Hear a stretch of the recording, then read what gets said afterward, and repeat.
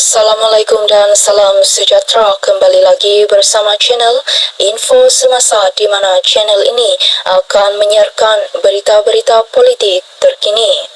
Oleh itu, jangan lupa tekan butang subscribe bagi mendapatkan info-info terkini daripada channel ini. Sila tekan butang like, komen dan share bagi menunjukkan sokongan anda semua. Terima kasih yang tidak terhingga. Mahkamah Khilaf tolak permohonan kebenaran cabar pengampunan Najib menurut Badan Peguam.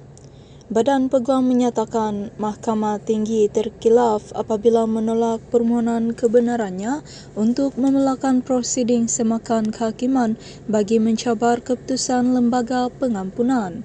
Ia berhubung keputusan lembaga itu yang mengurangkan hukuman penjara dan denda terhadap Datuk Seri Najib Razak dalam kes penyelewengan dana SRC International sendirian berhad berjumlah RM42 juta. Dalam memorandum rayuannya, Badan Peguam berkata Hakim Datuk Ahmad Kamal Muhammad Syahid terkhilaf dengan membuat keputusan ringkas bahawa semua persoalan undang-undang baru yang dibangkitkannya tidak boleh dihujahkan.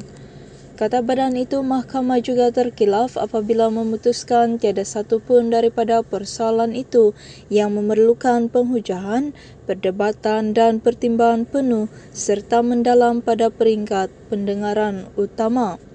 Badan Peguam selaku perayu berkata Hakim terkhilaf dalam membuat keputusan berkenaan kerana persoalan undang-undang baru itu membabitkan pindahan penting kepada perlembagaan persekutuan. Begitu juga tegasnya tiada duluan atau nas perundangan yang ditemui di mana persoalan terbabit telah dibangkitkan oleh mana-mana pihak sebelum ini mahupun telah dibincangkan, dipertimbangkan atau diputuskan oleh mana-mana mahkamah. Hakim terkhilaf dengan menolak secara ringkas sujahan kami bahawa artikel 40-1E yang dimasukkan ke dalam perlembagaan persekutuan hanya pada 24 Jun 1994 telah mengubah undang-undang dengan ketara, iaitu dalam cara walaupun fungsi dan kuasa perlembagaan untuk memberikan pengampunan dan penangguhan hukuman sebelum ini dianggap sebagai hak prerogatif diraja, pindahan perlembagaan kini memerlukan Yang di-Pertuan Agong dalam melaksanakan fungsi dan kuasa pengampunan untuk menerima dan bertindak selaras dengan nasihat lembaga pengampunan. Unsur budi bicara peribadi dan hak prerogatif yang sebelum ini wujud telah dihapuskan oleh pindaan berkenaan. Walau bagaimanapun, pemberian pengampunan atau penangguhan hukuman sebelum ini dianggap tidak boleh diadili kerana ia adalah hasil daripada tindakan hak prerogatif diraja yang tidak boleh dicabar di mahkamah. Kini tidak lagi begitu, kata Badan Peguam. Badan Peguam merayu keputusan Ahmad Kamal pada 10 November tahun lalu yang menolak permohonan kebenaran itu selepas mendapati perkara yang dipohon tidak boleh diputuskan melalui prinsip undang-undang atau oleh mahkamah. Dalam keputusannya, Ahmad Kamal berkata mahkamah berpendapat nasihat lembaga pengampunan wilayah persekutuan adalah sebahagian daripada proses yang membawa kepada pemberian pengampunan oleh Yang di-Pertuan Agong. Hakim itu berkata justru ia bukan perkara yang sesuai dan wajar untuk disemak semula di hadapan mahkamah ini.